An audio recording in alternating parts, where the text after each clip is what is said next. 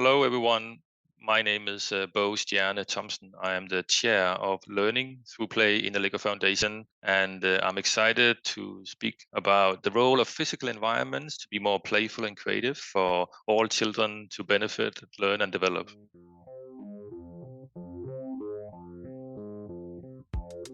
Thank you so much for listening to Urbanistica Podcast. I am Mustafa Sharif, an urban planner, and you're more than welcome to join my big journey of exploring the making of smarter and more livable cities. Please don't forget to follow Urbanistica on the different social media platforms, and also let's connect on LinkedIn. Big thanks to Urbanistica podcast partner AFRI. AFRI is an international engineering and design company providing sustainable solutions in the fields of energy, industry, and infrastructure. Are you ready for a new episode? Let's go for it.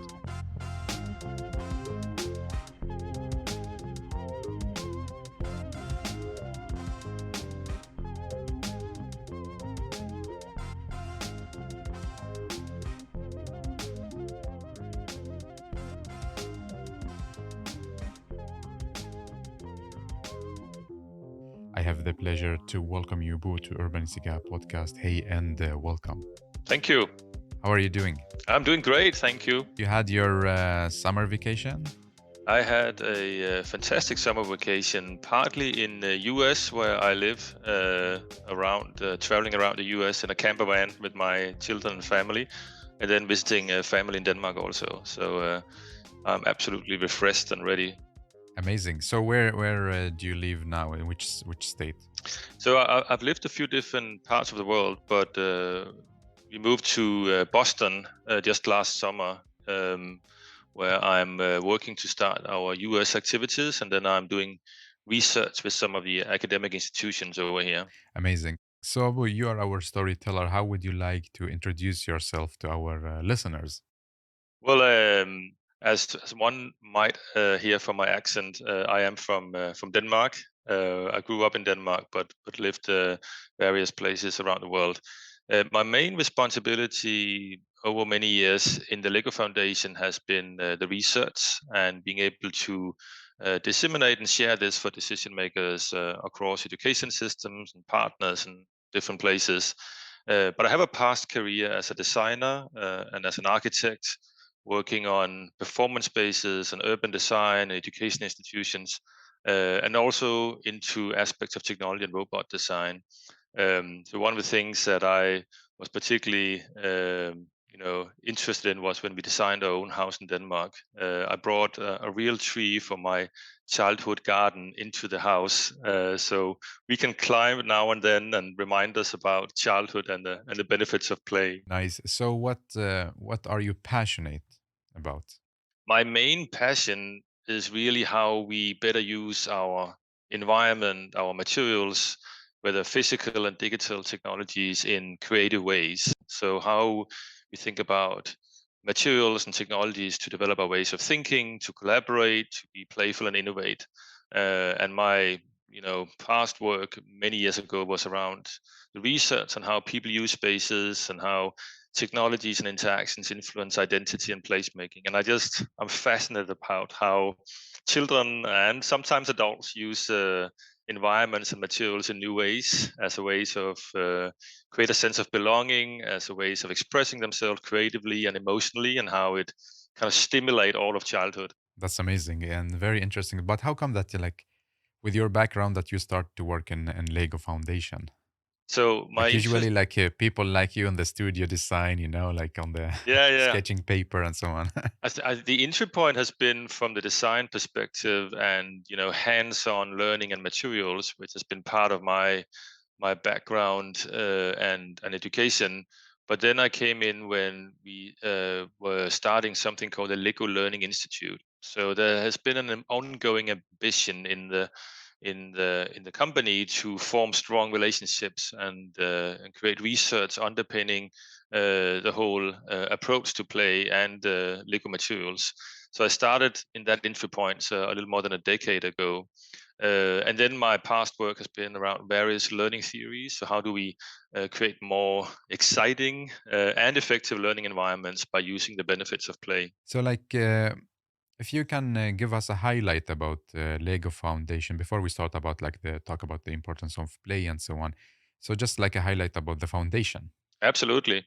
We are a Danish corporate foundation owning 25% of the otherwise family owned Lego company.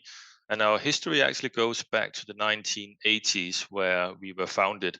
But most recently, over the past 10 years, we have expanded from being more like a traditional small grant giving foundation with a handful of employees to become one of the world's largest philanthropies focused on reimagining education through play. So we now have a little more than 120 employees from very diverse backgrounds, and we work in more than 60 countries. And our aim is to transform education.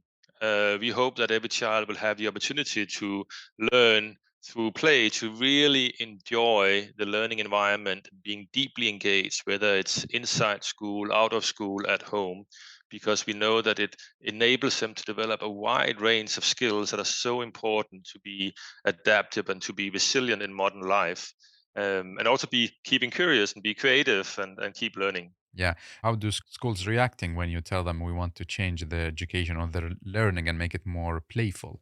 They are absolutely much more interested now than ever, because what seems to be very clear is that play is a mode of engagement. Doing COVID and doing the new uses of technologies, everyone are looking for ways to engage and sustain attention. And play is a huge motivator and enabler of that, whether it's through physical materials or real life projects and environments. So there's such an openness to be able to tune in on children's emotions, their interests, and their engagement. So the main kind of questions we get is, how do we really find ways to change the systems that is sometimes pretty rigid and standardized and quite competitive, to be much more creative and flexible in addressing individual needs and be more an inclusive form of education. And do you usually like work on such kind of project or you have other kind of projects within the foundation? So we are investing in systems chains, which means we work and operate across the different audiences to tackle some of the most difficult problems in education chains. But we do that obviously through grants to organizations who are working on the benefit of children for all ages. But we also support catalyzing collaborations between governments, private sector, and communities. And then we have an extensive collaboration with research institutions all over the world and a catalog of examples. So to be more specific, I think some of the examples we do is support social innovations for neurodivergent children. We also support organizations to help revitalize our public spaces to engage the community in more joyful, playful, stimulating environments. And then we work from a range of teacher education, professional development, to new types of assessments and new types of technologies that are more creative.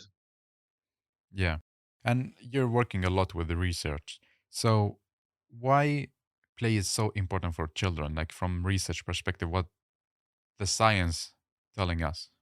So the science is pretty clear that evolution has equipped humans with such an extraordinary ability to learn through exploration, to experimentation, and through play. So when young children are born, they're extremely adaptive. They're curious. And that's because that's how their brains develop, and that's how their thinking develops. It develops through their interactions with the physical materials, with the environment, and with other people.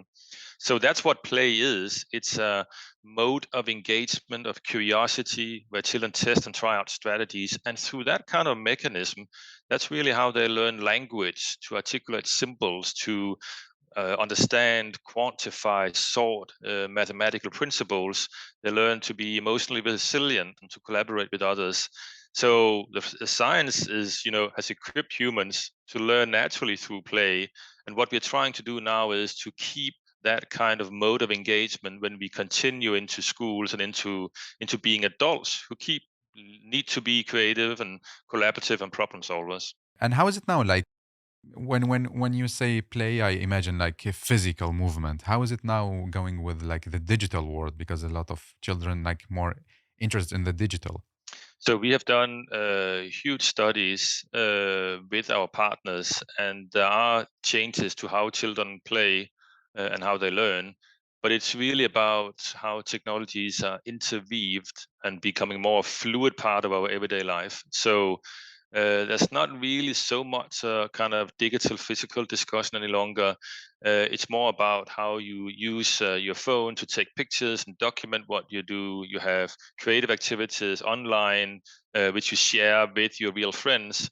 So it becomes much more kind of integrated as a natural way of learning and being.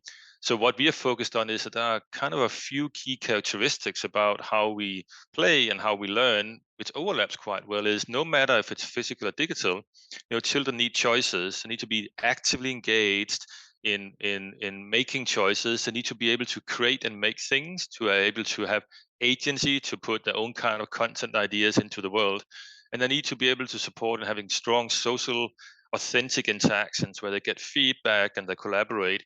So it's inherently about factors where their curiosity is supported, where it's meaningful and relevant to them, and that's really no matter whether it's digital or physical. But it's all a balance. It's a balance of not being too sedentary, being active physically, not too individual and social. So there's a huge opportunity now to use technologies in new ways. Yeah, so it's about combination and also balance. Yeah, absolutely. And what's in it for, let's say, for us adults when we talk about child-friendly cities, places, platforms? What's in it for us adults? Let's talk about cities. I think the something like the real play city challenge is extremely important for the foundation, because the starting point for all human development is the physical environment, and our bodily experiences is about sensing the world, moving around, touching, socializing. And cities are kind of at the core of our sense of belonging, the shaping of our identity.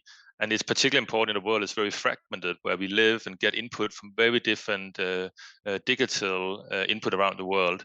And what we see is that there are a lot of preconditions in many parts of the world that is not in place, particularly if you live in a dense urban neighborhood, in polluted areas or unsafe places. You don't have access to places where children can learn and develop and grow. So it's literally, there are 100 million children all over the world who are not getting that opportunity to play outdoor or to have access to optimistic, stimulating spaces. So this is really a call out to inspire placemakers and governments and organizations and urban professionals who can create that opportunity for play. It is also opportunity for adults. The thing we have noticed, if you have children yourself, it's first and foremost an absolutely wonderful way to learn more about your children, because you learn so much more about them when you play, when you are family, however it looks like, and it's a way to de-stress and focus on the moment through being active, engaged in playing. But also, if one don't have children oneself, we see that there's such a greater sense of joy and urban life when you're out experiencing play spaces and seeing how children use it. It's actually the studies that indicate if you observe children playing and testing different strategies and trying things out, you yourself become more flexible in your own ways of thinking. You literally adapt and learn from what children do. But then I'd say generally, doing the times you have right now with such a massive amount of technologies and different spaces we move in and out of, places and cities become a new center for community life, similar to historically when they have become the place for social identity and enabling multiple groups to meet. It is so important that we find these opportunities where people and communities can meet other people, can observe and engage with, so we don't only go into our traditional digital spaces that is formed by more traditional patterns and algorithms. Yeah. And when we say like child-friendly city, does it mean that we're gonna turn the city to a playground, or how do you imagine it? How do you define it a child-friendly city? That's a very good question. The most important for us is obviously that there's still a growing attention to the access to open environments, to parks and playgrounds, which we need to have available within walking distance in any part of the city. But what seems to be the new direction is that is not only about playground provision, but it's about integrating an approach where you can get support and stimulation and play across different streets and spaces and with community support across the infrastructure. So, for instance, when you are moving across the public transportation, there are activities at the bus stops, there are opportunities to select different types of stories.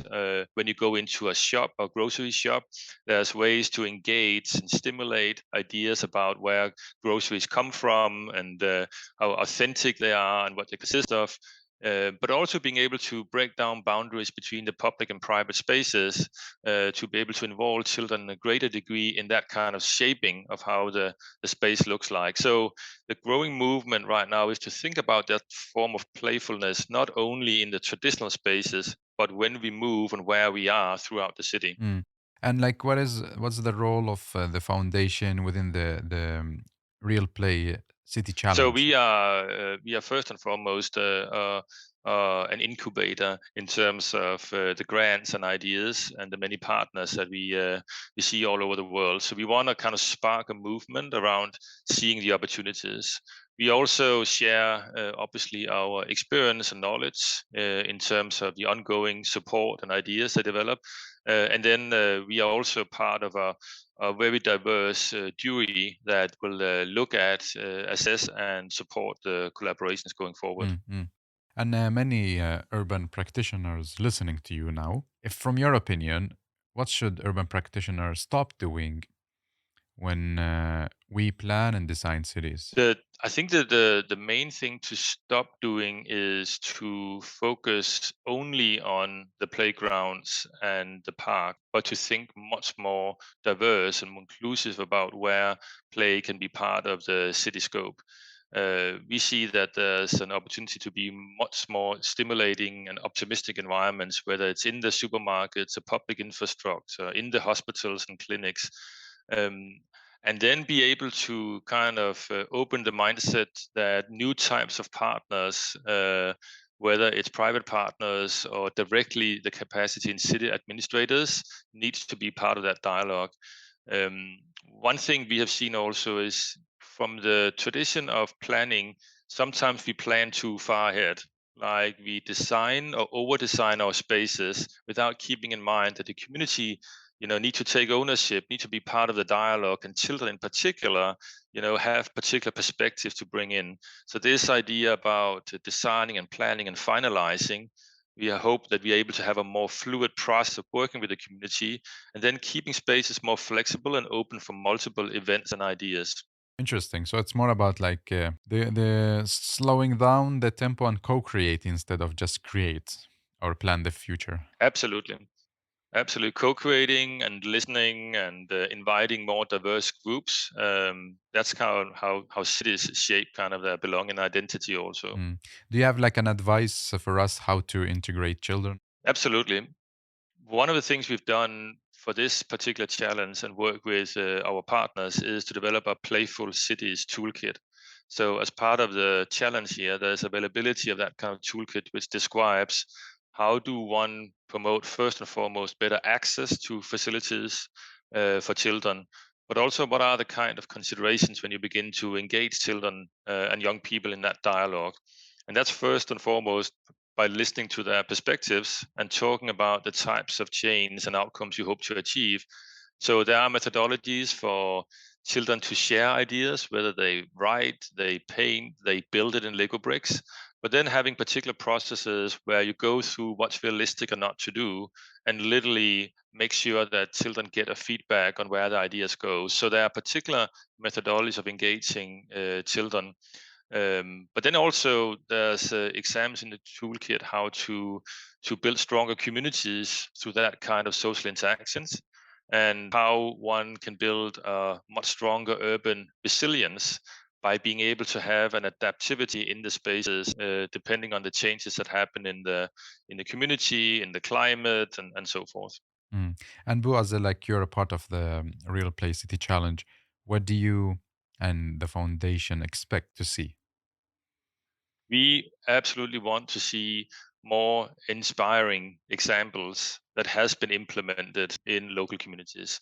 Inspiration is so important right now because we need that kind of positive, joyful, optimistic perspective with other ways of using space, where we are now much more, digital dependent.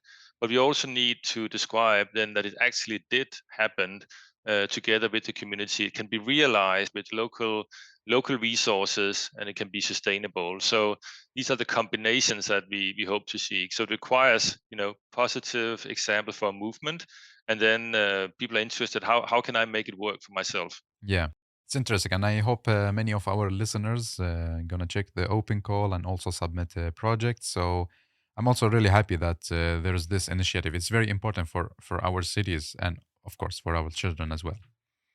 Absolutely, it's there's such a benefit to the dialogue we have across adults and children to be able to make spaces that have a more diverse use and with a broader range of groups in the city. And before we move to the last section, so I have some few questions for you as well. Yeah. Like, is your office full of Lego, like in the foundation? It's an office that is very open, optimistic, colorful, and very flexible in our workspace. And what we really focus on is many opportunities to work, whether at a desk, in a couch, in open spaces, in small closed spaces, large groups, meeting rooms. So diversity is important, and it means we have Lego materials, obviously, because it helps people articulate their thinking. It helps in their problem solving, in sharing ideas, but it's combined with a broad range of any other materials. We also have like paper and Play-Doh and workshop materials available for anyone to collaborate. It's also quite unique right now because we just opened a new Lego campus, particularly in Denmark, where people can bring their whole family to the campus environment. And in that environment, it's almost like a little community. There's a gym, you can play different sports, there's games, reading spaces, there's craft spaces, woodworks and pottery, there's a music studio, you can try a 3D printer. So really finding ways to make the workplace an invitation for the family to also be there to spend time after work, and try to find like more meaningful ways of understanding work. Yeah, this is amazing. So, what do you think is like the key of success for Lego to become from just like a playing material to like this huge big project? The thing that is unique, one of the things that is unique about the Lego materials is it's not only about fun and joy, but it's really about things that are challenging. So we have this balance between play and learning where families engage and children engage with it because they try different things. It's something that they struggle to solve a problem. They try to build this amazing model, to take it apart, rebuild it, and so forth. So the whole process is not only about the Lego brick, but it's an idea that we have worked on over decades that is about combining and recombining. And in that process, you have a greater degree of attention, you problem solve, and you can also collaborate with others. So I think that's what many find inspiring. It is kind of this balance between playing and problem solving and learning. It's also a system that works so elegantly across different age groups. So it's a system where your young children can build with it, older children, robotics, and adults, and you have the same material, so you can actually combine and recombine the things you build. So it's inherently a social infrastructure for many generations to keep expressing the ideas and solve problems. What is your favorite Lego theme? Or I have a few, but I must say I'm really fascinated, obviously, by Lego architecture because not only based on my education and my childhood, but I love like building spaces and environments. But one of the new things I also is extremely fascinated about is the Lego ideas.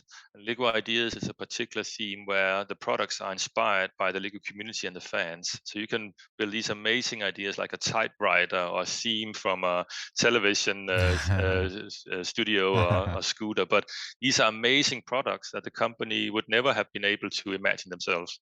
yeah, and what is your like personal reaction when we like recently in the last years we see like some buildings and so on, we start to call them, it's like Lego buildings, which means that it's like they place just few cubes on each other or next to each other and then become some kind of building. So when you hear like people say, "Oh, this kind of Lego building," So how you're do you thinking react? about the Is it like, physical architecture? yeah, yeah, like especially let's say in Copenhagen, you have many of the modern new buildings.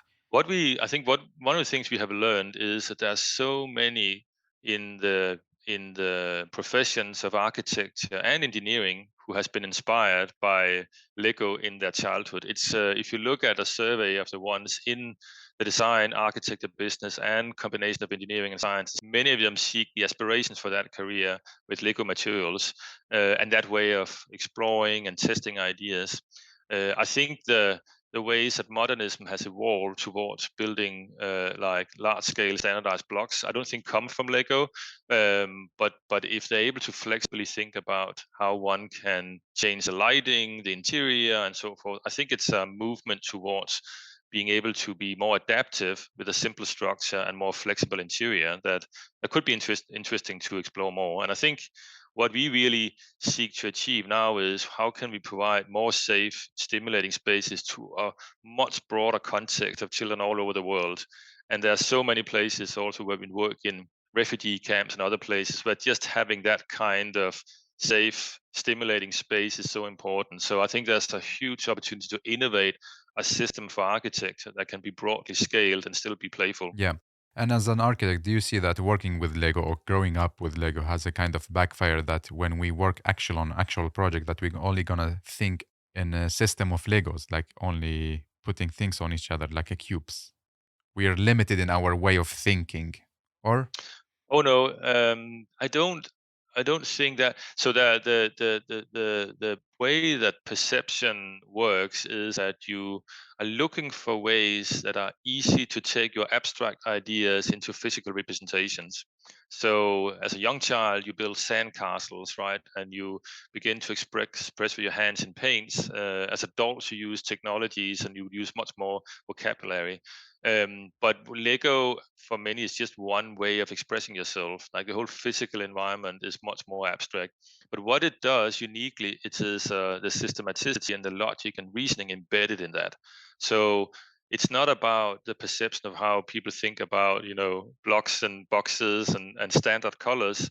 We don't see that, but we see that people have that ability to test and try out different strategies, take it apart. So that logic and reasoning and systematicity is something that is heavily supported by that kind of play material. yeah, so it's more about like the process than the product.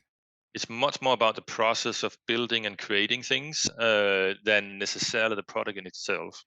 Yes, and now we're on the final section of this episode, and it's about you giving messages.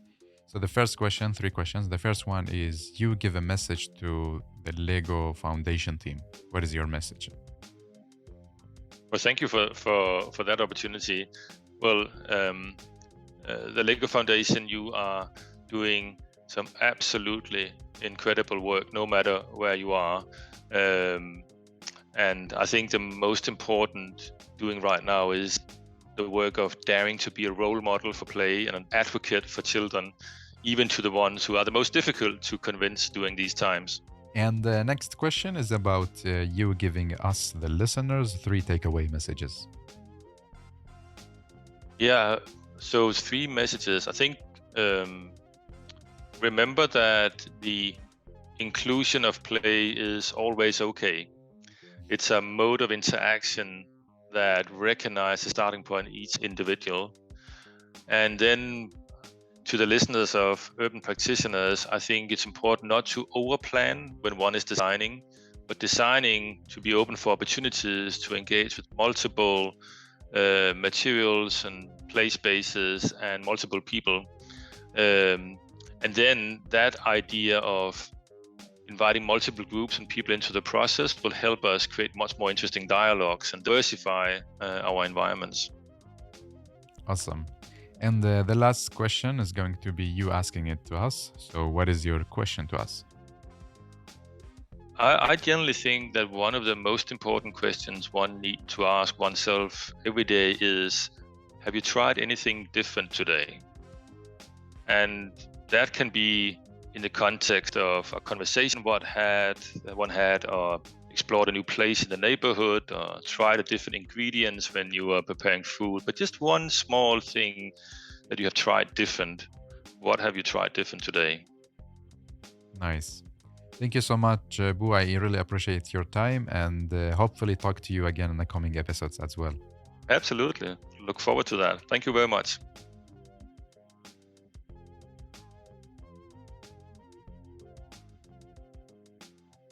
Well, thank you so much for listening to Urbanistica Podcast. I hope you really enjoyed this episode.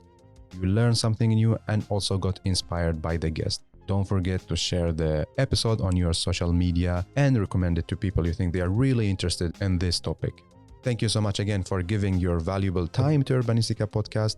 I am Mustafa Sharif. Keep up the good work. Keep loving cities.